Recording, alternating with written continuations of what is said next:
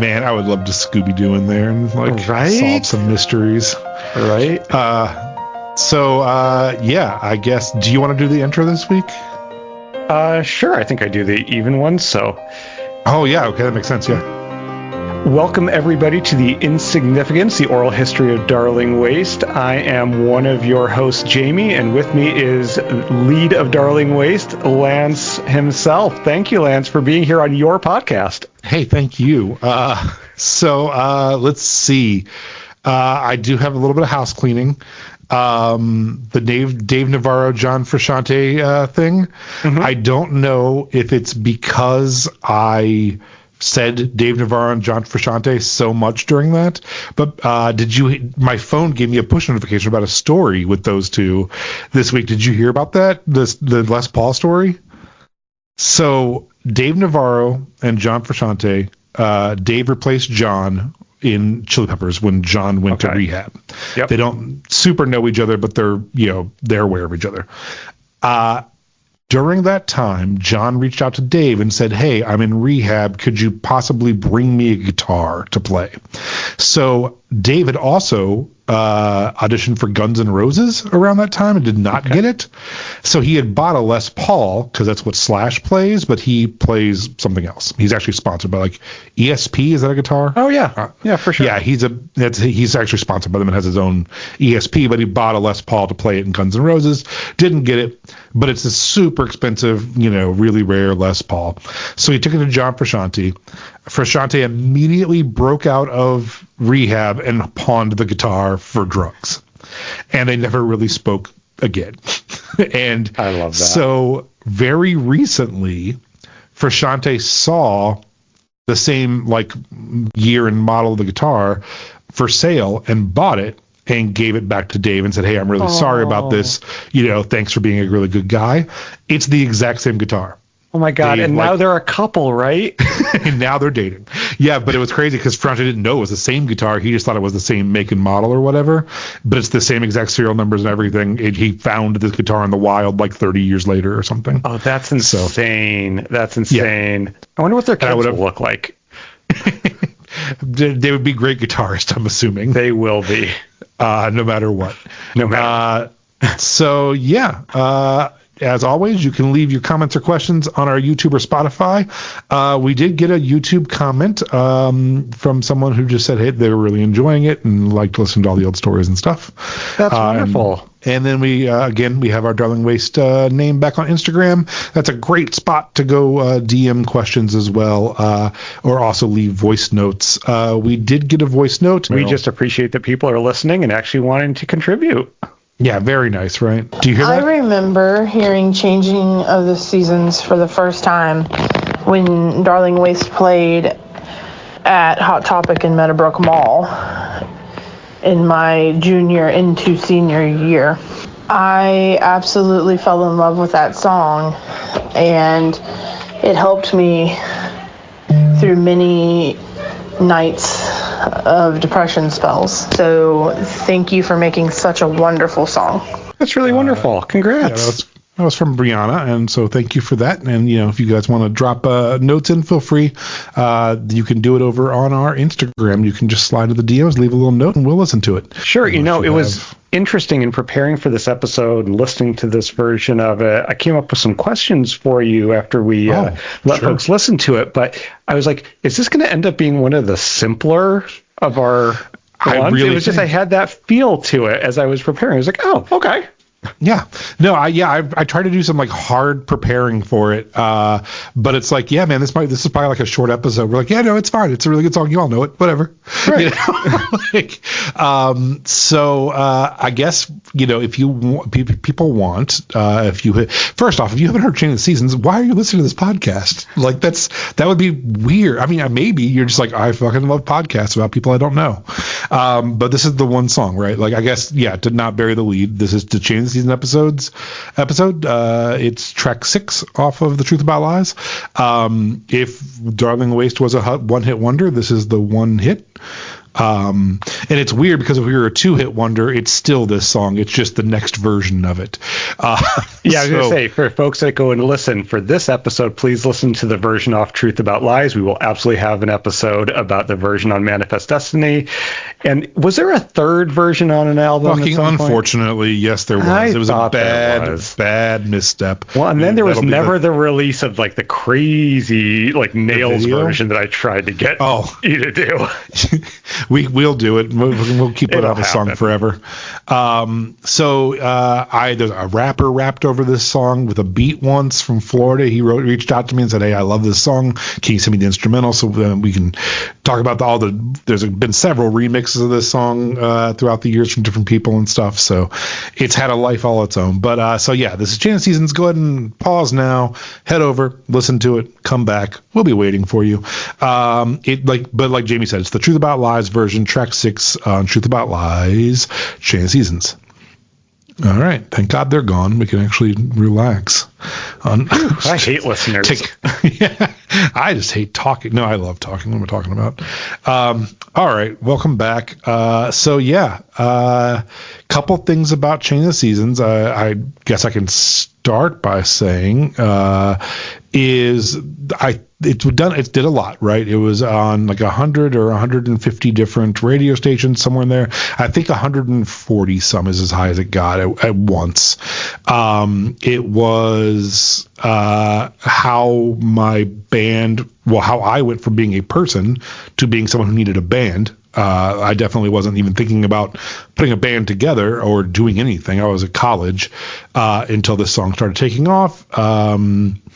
It's How I Met You is the biggest one. I think that's the biggest one is that changed my life forever. We were going to record it down in Akron. They had a stand-up upright piano, and it just wasn't great. So I opened a phone book and called around until I found you, and you had a baby grand, and that's how we met. Yeah, and I mean, truly changed my life for the best of ways. I mean, we are 22 years into our friendship with no end in sight. We've been to a combined at least 3 of each other's weddings and 1 of your divorces. Yeah. So, yep. It's true. I drove them to and from their divorce. It's very true. You mediated our first meeting before the divorce because I was so fucking frustrated. I didn't even want to talk. I was like, more on that. There's divorce songs coming up. It's like 2 hours away though. But so anyway. And then I stole you away from that other studio because you had really only intended to come to us just for this piano recording. 100%. And we hit it off amazingly. I went and had to get all my tapes from them and come up to you. So yeah, I mean, we hit it off so much that I didn't even recognize you the second time you came. Well, but then we moved in together like 2 months later or something. Absolutely, so. As all the best gay couples do. Right. Then we got a U-Haul. Yep. We were pressing little CDs as we were recording. Do you remember the name of the 3-song EP that I was handing out on college campus? I don't. It is so something I would never call it now, and it's so something I would have called it then. It was the Superior Wang EP. I do remember that. It's perfect. Yeah. So I don't know why. And it had my phone number on it. And I would just go around and hand it out. And somehow that typifies that era of your life. It really does. Here's some heartfelt music that I want you to connect with. It's on the Superior Wang EP. And I thought that was totally okay. So I was handing out copies of the Superior Wang burnt CD with my phone number written on it, and mostly to just girls I thought were cute and that might connect to the music. And one of the girls worked for the Cleveland State radio station, and she started playing it, and it went to number 1, and then it went to number 1 at Akron station, and it broke the record for the most number 1 requested song in a row. And I mean, it rode for months and months as the number 1 song on 88.1, I think, down there in Akron. And then it got on rotation 88.3 in Berea, what was that? Baldwin Wallace, and then Cleveland Station. It was in rotation. And we used to do this thing called the Cleveland Music Fest every year. That was in just every venue in town for a weekend, would have a big festival, and we would bring in people from LA and New York to check out various bands. And it was like the worst South by Southwest ever. It was just junky South by. And so this woman from Bunham Murray, which at the time they were just a music placement company. They started making their own TV shows. So they're the people who brought you Jersey Shore. They're the people who brought you the Kardashians. So everything awful Bunham Murray has done. But they also made it so I could live for 30 years or something. But a woman from Bunham Murray heard it and actually called into the station, and the girl happened to know me. And because I wrote my phone number on the CDR to everyone, Bunham Murray called and said, we would like you to send us a copy of that song and a copy of the instrumental. And then they played it on The Real World really early into our career. I think before the first album, or right as the first album was coming out, we were already getting MTV Play, and we were also getting invitations to go play large theaters across the country because people thought we were famous and we weren't. And we went on one of the most disastrous first tours a band could ever be on, and Jamie was there. So we will do a tour. Maybe one of these songs is awful. It's so good, the number of stories from that. I'm so glad I had that experience in my life. I've had it 3 times. That just people or a booking agent just really upsold us, and we would just get to these places that held 900 people, and we were cool with it because we thought it's us and 6 locals, and it's just us and nobody. And then we played a 12 people in a 900 seater or a 1500 seater or something. We started getting all these offers. People would email me and call me and say, we want Darling Waste to come play here. And there wasn't a Darling Waste. So we looked around and pulled together a group of people and started playing shows. And you're one of those people. And honored to be that. Our Chain of Seasons has had at least 2 proposals during Chain of Seasons on stage that I remember. And one of them said no. Fucking just so perfect for Darling Waste. I was trying not to be happy, but I was so yes. You're like the anti-Lucy Dacus with that. Yeah, right. I don't know if you've been hearing about her current tour where she's having weddings on stage during it. Yeah, so you're the anti. And I don't have these numbers anymore. If someone could figure out with the Wayback Machine or something how to help me with these numbers, but I know we had over 1 million plays on MySpace with this song. I think it was 1.6 or something. Pure volume, we had over 100,000. I think it was 150, 160, according to our press releases. And we should remind people that timeline-wise, this was in the first year or something of YouTube even being a product. This was very, very early where you couldn't put a YouTube video up and embed it in a MySpace. You had to use these custom created little widgets that you would script into the HTML on MySpace. It was very, very early in the days of this. So 1.6 million plays is enormous in that era. Right. Well, the thing that upsets me too is just a big part of my generation lost everything when they just deleted MySpace overnight with no warning. I mean, so Darling Waste first, we didn't get on Facebook till 2011, and we didn't get on Twitter until 2009. So 03 to 2009 is basically deleted. Well, that's just one more thing that News Corp has ruined. I blame Justin Timberlake also. I do feel like there was something. He bought it or something. I think he bought it off of News Corp. Maybe. Because it was the Fox News folks. I can't think of the guy's name who owns the whole dang thing, but I'm going to say Rupert Murdoch. Is that right? Sure, we'll go with that. But yeah, and then it was just tanking, and I think Justin came in, I don't know, it's just some sort of partner to try to salvage it. So I found a couple of reviews real quick. My favorite one, I will always go back to this. I'm actually still friends with the person who wrote it because I liked it so much. This is from Cleveland Scene. If Cleveland didn't already have its trademark emo band, it sure got one now. Just as Kate Vogel is our official Michelle Branch dead ringer, Darling Waste is our answer to Dashboard Confessional. Do you remember Kate Vogel? Just vaguely, yeah. Yeah, she went on to One Tree Hill, and she was like the girl who was like played in the coffee shop in the background of One Tree Hill every week. Darling Waste is a bit more electrified and lushly arranged than Dashboard Confessional, but songwriter Lance Williams, who is Darling Waste to all intents and purposes, writes embarrassingly personal lyrics to make the listener feel his emotional pain, which is not to say that Williams isn't a talented guy. He's got a vision and appears to be creating just what he wants to create. Fans of emotional post-punk could do a lot worse than The Truth About Lies. Those who give the stink eye to such bands consider this a warning. So that's my first review ever. Score Music Magazine, not as nice, which is fine because this album's not good. We've established this in the last 5 weeks. We accept that criticism. There are things to learn from The Truth About Lies by Darling Waste, a.k.a. Lance Williams. While this album bubbles with promise, I have to think that its failure to reach its full potential sits in Mr. Williams' decision to keep most of the reins in his own hands. To Williams' credit, The Truth About Lies isn't all that bad. The songwriting is almost stellar in some places, like Changing the Seasons. There are bits and pieces of each song that jump out to the listener, but only a few songs on the CD can hold my attention start to finish. Also, Williams does a respectable job of blending the various instruments into a solid sound.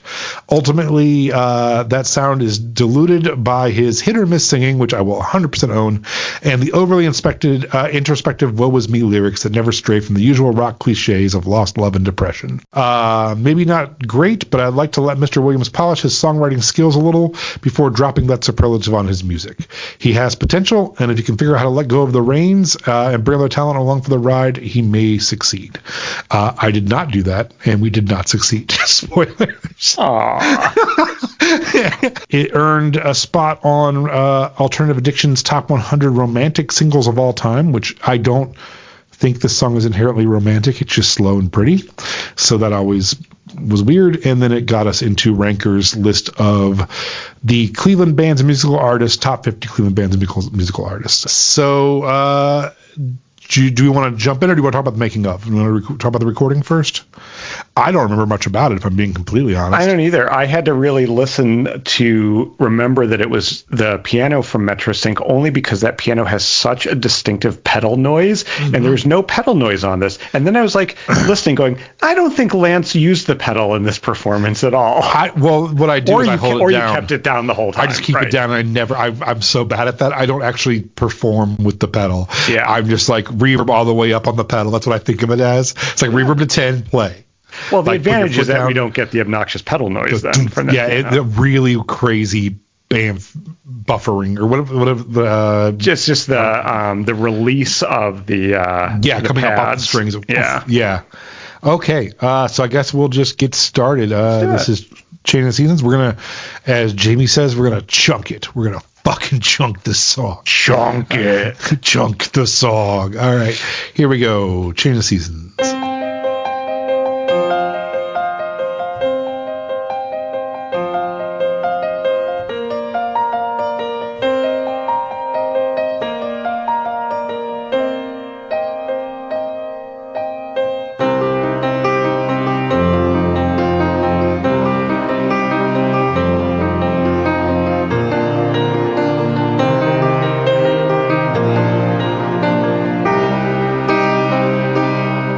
So that's the intro. And we are 30 seconds in. I just give my typical ass self. There's not a whole lot of songs in my discography that I'm going to be like, I'll stand by it. But I mean, this one has paid the rent for a while. Right. So. I got nothing to say about this song. It is whatever it needs to be. I read this article that Billy Joel was going to start writing classical music. And I was 20 years old, and I thought, maybe I want to try to write classical music. So that intro riff is what I came up with. I just sat down and was like, if I were to attempt to write a classical music piece that was not modern rock and was not anything popular, but just a pretty song without lyrics or anything, what would it be? And that riff is what I wrote. So what does that say about all the other 100 songs you wrote trying to be a famous rock star, that the one you wrote trying not to be is the one that most people know? That is a fine question. It's a fair question, and it's an accurate question, because every time we try, we suck. Every time I'm like, I don't know, I just wrote it, I don't remember, I just kind of did it. It's some of my favorite songs. But I think that's a really important thing for writers or artists or creators out there is you got to just be honest, right? And you got to do stuff that feels honest. And then you got to cull through it and decide not everything you crap is gold. But the more you try to push for something very specific, the more you're reductive. And I completely agree. Yeah. Absolutely. And I think that, I was actually going through our discography, not listening, but just reading the song titles. And some of my favorite songs that we've ever written, I was like, oh, this one I wrote because I was trying to figure out if the keyboard worked. Or I was dicking around with the drum pattern and was humming something over, just screwing around with the drum machine. And I'm like, oh, I wrote a song. They just come from these places of just enjoying music and just being creative, and not all right, boys, we've got 2 weeks. Let's crank out a hit, I want to blossom in the morning, sat on the roof of my car. I wanted to write something important, haven't come up with anything so far. All right, so verse 1 there. I have good things and bad things to say. The interesting thing is, I think this one is a little faster than the hit one. It is. What's your thought of that? I wrote down my notes on that. I love it. Me too. This is the speed I actually play it live. Yep, and I think this is a better tempo. Yeah, I think this is the speed that I'm just used to from playing it forever. And people will actually comment and they're oh, you guys were cooking through Chain of the Seasons tonight. I'm like, that's where I actually like it. I think we slowed it down for the big one, the hit one on the next one. But then we slowed it down even more for I Am Born, and that one is insanely draggy. Yeah. So no, I like this tempo. Me too. So I will say that. And then the negative is we hadn't quite figured out string arrangements yet. I had the same thought. So I have such great memories about how we did the strings on the Manifest Destiny version, and we'll talk about that for sure when we're there. For sure. But I really miss that string arrangement on this version. But I did miss it, but I thought these were fine for what they were. But knowing the other version, I missed it. Let me ask you a question. Because this has come up several times in our career, and I don't ever think of this as Darling Waste being this. I think it's just how the music we were listening to growing up. We have been described as orchestral, or the thing that makes Darling Waste so amazing is they put strings in all of their songs. Bands don't do that. And I'm like, no, yeah, they do. So many times I'm like, okay, we've written the song, let's throw the strings in. Did it seem weird to you that we did that a lot? My theory is we were the MTV Unplugged generation, the VH1 Storytellers generation, the generation of people, playing with orchestras in a way that, yes, maybe they did occasionally in sort of the classic rock era, but I think for us, we were so embedded with hearing aggressive music, but then also with strings, that it was just so natural to blend that in. Yeah. Because both you and I love thickly produced music. So but I think it was already in our ears from those other experiences. That's my hunch. Yeah. Because we get people all the time who are like, the thing that sets Darling Waste apart is the dude orchestrates everything, and they're always playing with this orchestra, or at least these string parts and stuff. And it's like, yeah, man, but one of my favorite albums is for sure Smashing Pumpkins' Melancholy, which is all orchestra. Radiohead is one of my favorite. They are my favorite band right now and have been for a long time, and they orchestrate the shit out of everything. Like you said, the unplugged stuff, and then even the Used on their first record, they had full orchestration on their really heavy stuff, and so even different genres that I liked were really heavily orchestrated bands. So I've always just Yeah, it's interesting that people noted that so much about your music. Maybe one of the differences was sort of where you were career-wise. It was probably more unusual for up and coming bands to have put that much attention into those details. I just wanted to comment on when the vocals came in on this, thinking about the 5 prior songs. I actually think this is one of your stronger vocal performances on this album. I wrote that, you have a lot crisper delivery than a lot of the other songs. And although you have good enunciation here, I didn't feel like you were playing a role like you were on some of the other songs. I felt like this was good you singing. Yeah, I think we were really precious about it. I think that's why I met you again. Is like I not like I knew what I had and I'm sitting on gold. I just fucking loved this song and wanted to make sure we got it right, So I think we were really precious about a lot of it. I was thinking about leaving, just cash my chips in and walk away. 'Cause it's the changing of the seasons, and my blue skies have all turned to gray. Thinking about it from your perspective, having, I think, somewhat similar experience preparing for this, is it because this song is so familiar to us that it's hard to actually think about it objectively? Yeah, it's not. Or are we just okay with it? Well, I think too, like these first 5 songs I haven't heard in 20 years. And this one, we didn't play it the most, but we played it a lot, so it hasn't left and come back, so I'm not like, oh, it's my old friend Changing the Seasons. It's like, oh, I played this song 2 weeks ago, Was there ever a concert you didn't play Changing the Seasons at? Yeah. This is a question we get asked a lot. That was a big interview question so Changing the Seasons is the song you guys have played the most? Not even close. Because a lot of times when we were opening for larger bands, we didn't bring the keyboard. There were full tours where we're like, we're only playing 6 songs. We can't switch to Chain of Seasons in the middle of this unless we knew the band that we were opening for specifically was like, you're the Chain of Seasons band, play Chain of Seasons, Yeah. So, a lot of times we just didn't bring a keyboard, so I didn't play it. I remember doing a guitar arrangement of it, and it just was not this song. It's because this song is very plodding, and very like on the 2s and 4s and very like hitting, Yeah. So it's hard. It's almost like playing jazz guitar. You're like, doom, chick, doom, chick. It's hard to find that. It's a very hard song to arrange in a band as well. We've different tours. We've had the bands play or not play.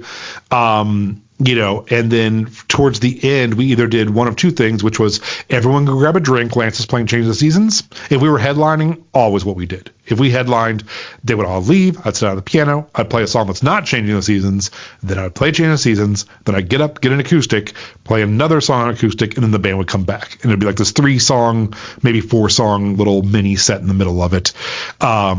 And then we would come back into the show. If we couldn't do that, then it got down to just me and Donnie on drums and a bass. And we the guitarist just sat on their amp.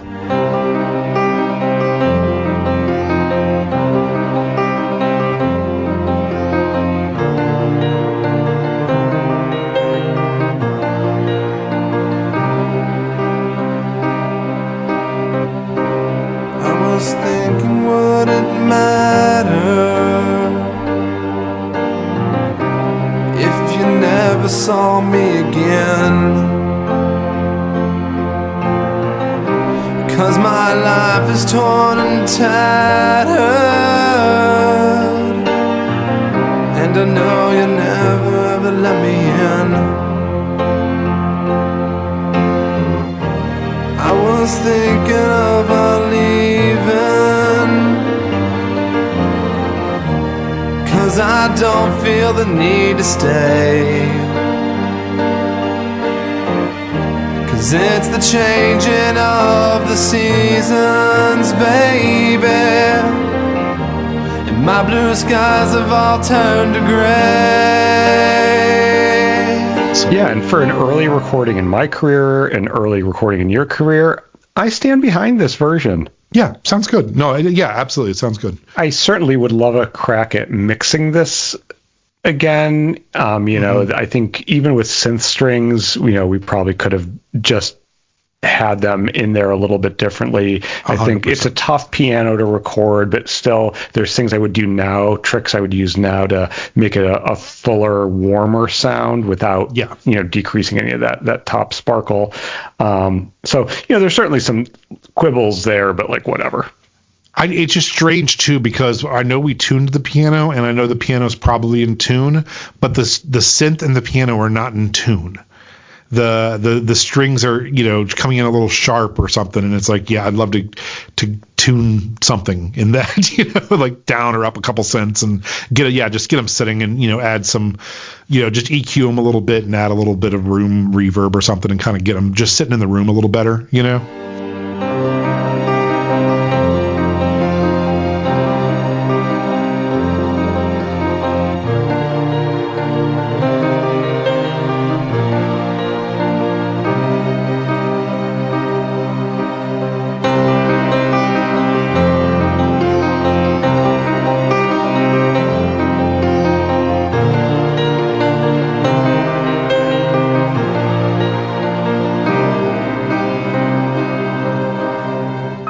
The sun's been stolen from my sky, and this day's fading to night. And I have lived my life in darkness so long. Well, can you shed some light? My first thought there is correctly, when I first wrote this, there was an iteration there where I had like a really anti-religious line in it, just out of nowhere, and everyone's like, yo, you have to cut that out. It just comes out of left field. And so, I did edit that out. There was a line. Do you think there was a Sinead O'Connor influence with that line, or where do you think that was coming from, if you want to talk about it? Yeah, no, I think so. I think for sure, and almost like Nine Inch Nails, Something I Can Never Have, or something where, pairing that pretty with like just the, and I think it was like, and if there was a God in the sky, we don't see eye to eye, but, it's like this, like, I don't like God, right? Which I think it fit thematically in my blue skies are turning to gray and I'm a sad person and I'm shaking my fist at God, So I think it was fine, but everyone was like, you are taking a song that people are going to identify with and then making it super divisive at the 3-minute mark for no reason, And I'm like, all right. So the only really questionable vocal take here is the overdub, right? Coming in, I have a really choir boy weirdness to my voice. Yes. I mean, I do love that they overlap there. It's one of the few times I think in your oeuvre, to use that word, that we have had vocal takes really overlap in a way that couldn't be done naturally. Yeah, but it's like, I was thinking about it. It's like, ooh, that's way too pretty coming in on that. All right, I'm just going to play it for you, probably. Can you shed some light? I was thinking of driving real fast. Just cash my chips in and walk away.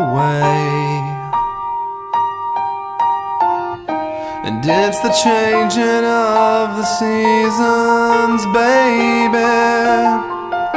And my blue skies have all turned to gray. I've been thinking about leaving, 'cause I don't feel the need to stay. It's the changing of the seasons, baby. And my blue skies have all turned to gray. And on, and on, and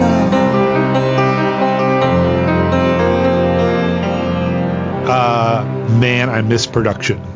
Like, I keep waiting for the drums to come in. They don't come in. I wait for the harmonies to happen. They don't come in. I missed it in the second verse, the playfulness between the violin and me. It's weird that this was the definitive version for a couple of years, because man, the other one kicks the shit out of it, except for in tempo. If we could just speed the tempo up a little bit. I was looking during this, 'cause I'm like, did I cut maybe in later ones I cut one of the iterations of the thing. Yeah. No. Just the speed. Yeah, because this song is 4 minutes and 42 seconds. Then the next album it becomes 4 minutes and 53 seconds. And then 2 albums later, it becomes 5 minutes and 12 seconds. We had just gets 30 slower. Seconds. Yeah, it just keeps getting slower and longer. And instead of, cutting it, making it more radio friendly, doing anything a normal human would do to take a song that was a minor hit and try to Hey There Delilah it and shove it onto the radio, We did not do that, and that's why I'm not calling you from my yacht. That's why I'm calling you from my office at work, because we refused. I was impressed with your big high note on need. Like maybe we auto-tuned it. I'm sure we auto-tuned it, but there was still like an easy comfort singing and holding that without putting a lot of vibrato in. It didn't feel strained. I was like, yeah, that hits just right emotionally in this song without feeling like overdone. I was very pleased with that. So good job. This also has one of those things where, like, again, when you do the song so many times, you're like, oh, that's what it originally sounded like before I changed the melody and then changed the melody off of that, then changed it again. Then, it's so far from what it is now. Yeah, because I don't have the need to stay is what you're talking about. Yep. But I go need to stay. It's the changing of the seasons, baby. I just keep it up there all the time. Yeah, and so it's weird to hear. I'm like, oh, that's right. That's how that song actually goes. It's been so long that I couldn't even sing it now if I tried. Well, it makes it worth it. People going to the concerts to hear a different version. To hear me Adam Dirts the fuck out of it for no reason. Oh, yeah. Well, I've got some questions for you if you have time. Yeah, of course. Yeah. So one of the questions I was thinking about listening to this is, what did it feel like to you as a young writer, musician, when people first started actually responding to a song you wrote in a way that's very different than your parents saying, oh, good job, hon? I could be fake about it, but I will tell you the honest answer is I've spent my whole life thinking I'm a genius prodigy. So I was like, yeah, obviously it's great. I love that. It's such a difference between the two of us, right? I'm psychotic about versus that. I'm sure that I'm a complete worthless human being who's not deserving of the minimal amount of affection. So, something like this would I don't know what it would do to me, but for you, you're like, okay, yeah, that's right. And I've been that way since I was a kid. I was always, every essay that I wrote, because I had to, they'd be like, write an essay on, whatever. And I would write it, and then it would be, A+ essay, and the teacher submitted it for the Mark Twain Prize, and I got a check in the mail, and I'm in the newspaper. And, I've always just been a strong writer, and I've always been a slightly overachiever with creative shit. I don't know why. I just, if someone says write 50 words, I write 5,000, I just can't not. And I've always been singing and dancing and stuff since I was a little kid. And so, and I had just quit that high school band who was like, you can't do it. I'm like, fuck you. Yes, I can. And then everyone's like, you did it. I'm like, yeah, I know. That's what I was telling them. So, I love that answer. Yeah. That's great. But I think you always have had this incredible magnetism about you, whether it was on stage or just one-on-one with people or just in any situation, you draw people to you. And I think to marry that with being somebody who actually has creative talent and being out in the forefront, it brought a lot to things, whereas somebody could do your same songs and have a very different personality. It wouldn't have quite captured it. No. And I agree, and I think that we got a lot bigger than we should have, probably, based on cult of personality with us, where, I think a lot of people, are just like, I don't get what they're doing. Why do people like them? And I'm like, I understand that. That's a valid point. We're not that good, but people just really like hanging out with us, and they believe us, because our music's real, and for the most part, we're trying to be honest and share this experience with a crowd. So I think we were much more of that like bright eyes kind of like, yeah, no, it's really shitty, but the guy's like my friend and he means it. So, and we all go out and get pizza afterwards. You know, I think we definitely had that kind of vibe. And I will argue, and I think I'll even argue this with Change of Seasons a little bit, and for sure Darling Waste in general is the worst Bright Eyes was, the better they were. Right? Like every time he just like, I'm drunk and I'm recording into a fucking tape recorder and screaming, I'm like, yes. But they're like, I'm in Nashville with these pro players and we're getting this crystalline recording. I'm like, nope. It missed the whole point of what it was. Yep, you're losing that edge. And, you know, same thing. I think there's a reason that people like the Misfits and the Ramones and their shit sounds like it was recorded on a toaster. You know, I think if they would have had these hi-fi productions, you know, they wouldn't have gotten the following, right? Like, Absolutely. I was thinking about the other day, I was listening to a little bit of the, I guess we'll call it the fourth Further Seems Forever album, and just going that compared to Moon Is Down. Yeah. Or I can't think of the name of the second one offhand, but How to Set a Fire. How to Start a Fire. There you go. How to Start a Fire. How to Start a Fire. Yeah. And just, you know, everything from the production being worse, but just to the chaoticness of the instruments in those early albums versus the fourth one. It was just so straightforward. I was like, did you forget what Further Seems Forever was? Like, I was like, what's going on there? Yeah. So keeping on the question. So, you know, thinking about how it felt at the time, how does it feel now that people are still like at the voice memo at the beginning of this episode? How does it feel now that people are still talking about it and still sharing how it affected them? It's cool. And it was a couple of years ago. So I don't know if people know this. On the Spotify for Artists, you can see every playlist you're on and the title of them. And two, where people are listening to you and when. So like every now and then I'll be like, oh shit, there's someone in Georgia who's listened to this song 60 times this week. I'm like, hey, whoever's in Georgia, I hope it's okay. Like, I hope you're getting through it, you know, or like, you know, it's funny because you'll see this song on like stuff that's like, you know, high school cringe music or something like, yeah, that makes sense. But then you'll see one on like songs that saved my life. I'm like, all right, now hold on. And I go there and look, and it's like all my favorite songs are on it too. So that's really cool to be on that kind of thing. You know, what's it like having to play the song a lot? Do you ever get bored of it, or are you grateful just that somebody wants to hear you play music and that you get to bring music into their lives? You know, not to be like, oh, we're famous, because we're not at all. But it's bigger than me. I'm just a steward of it at this point. People are there to hear it. I'm here to put it. I'm the vessel that gives it to the people. You know what I mean? Like for this song, it's almost like a foregone, like, oh, here's the Change of Seasons part of the show. You know, there's been shows where literally we drive for 5 hours and they say, hey, you guys got bumped from the show, or there is no show. And kids are like, can you just play Change of the Seasons real quick? And I'm like, yeah, you know, so I mean, there's been nights where we just go play Change, you know, and obviously the tours of Hot Topics were basically Change of the Season tours, you know, like we just went and played Change of Seasons and Hot Topics, you know, so yeah, I don't mind it. Well, thank you for taking the time to answer those questions. Oh, thank you for asking. Lyrically, one thing that I always have to clear up because people think I'm a lot deeper than I am. Blossom is a concert venue in Ohio. It is an outdoor amphitheater. I do not go to Blossom in the morning as in growing or changing or coming out of a shell. I get that a lot. They're like, that's so deep. I'm like, it's so funny. I always forget about that because I'm so like Ohio rooted that like, yeah, you drove out to Blossom in the morning, but and I almost others wouldn't have that.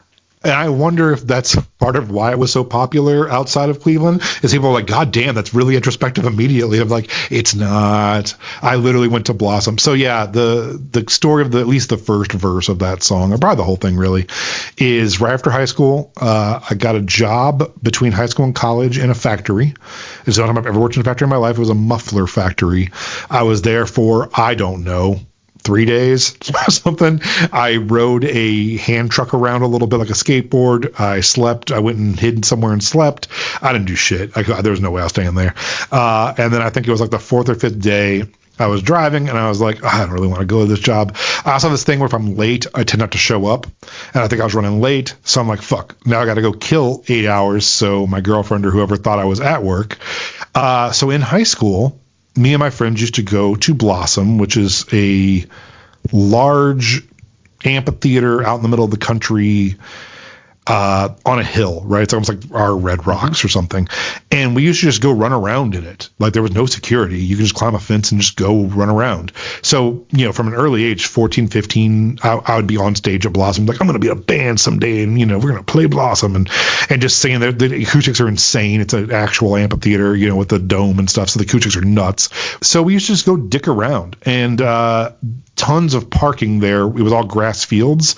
So we would just off-road our cars. We just take 2 cars out there and just drive as fast as we could. And I remember my high school girlfriend getting on the hood, like the roof of my car, and trying to hold on while we tried to sling her off driving around, and we just played like car rodeo and shit. So I decided to go there. And I just was sitting on my car and wrote Chain of the Seasons, the lyrics to it at least, was as almost like a poem, literally sitting. I was just kind of like live journaling what I was doing, and said I went to Blossom in the morning, sat on the roof of my car, want to write something important, haven't come up with things so far, and was just sitting vibing at Blossom.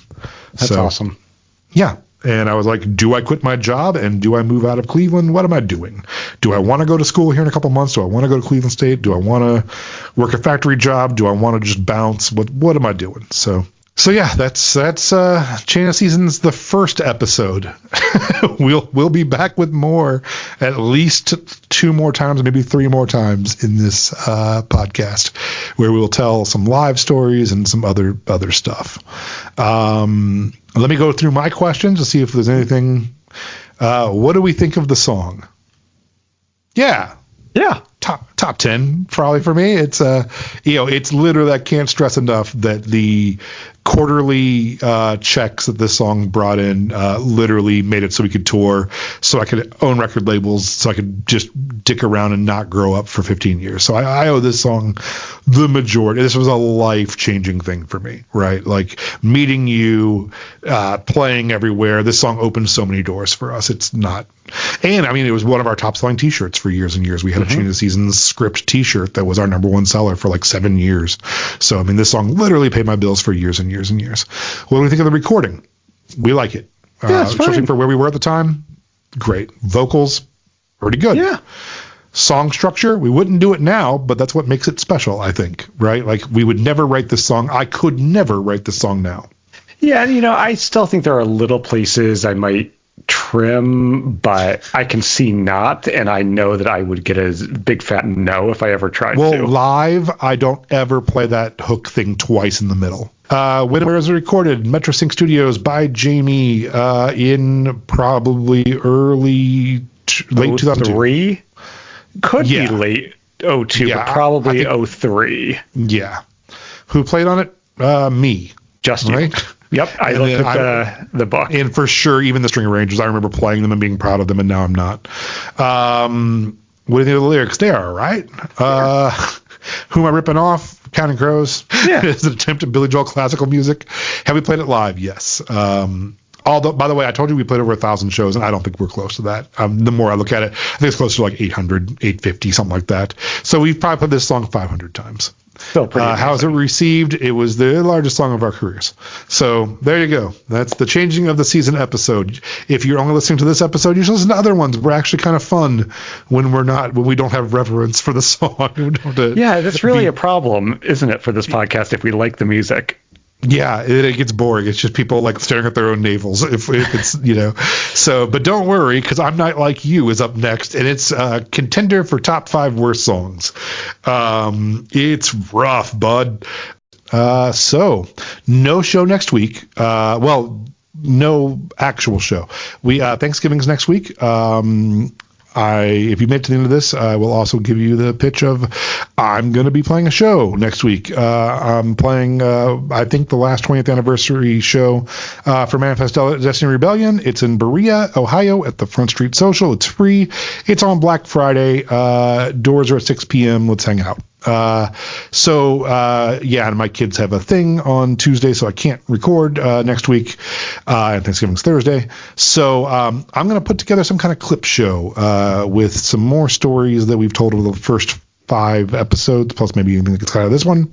Yeah, especially the outtakes, the B-sides of the podcast, if you will. Yeah, that's what we'll call it. We'll call it B-Sides Episode 1 or something. So I will put that up next week in the normal time slot, which is sometime between Thursday and Saturday, depending on how busy I am. But I think you did a little more honed in. We'll see. Thank you, Jamie, as always, for hanging out with me. I really appreciate it. Thank you so much for putting this together, for writing such great music, and for having me along for the ride. So we will, I'll see you. Have a great Thanksgiving. You too. Thank you very much. I appreciate you. I love you. I will see you in 2 weeks. Love you right back. Enjoy the time with your family.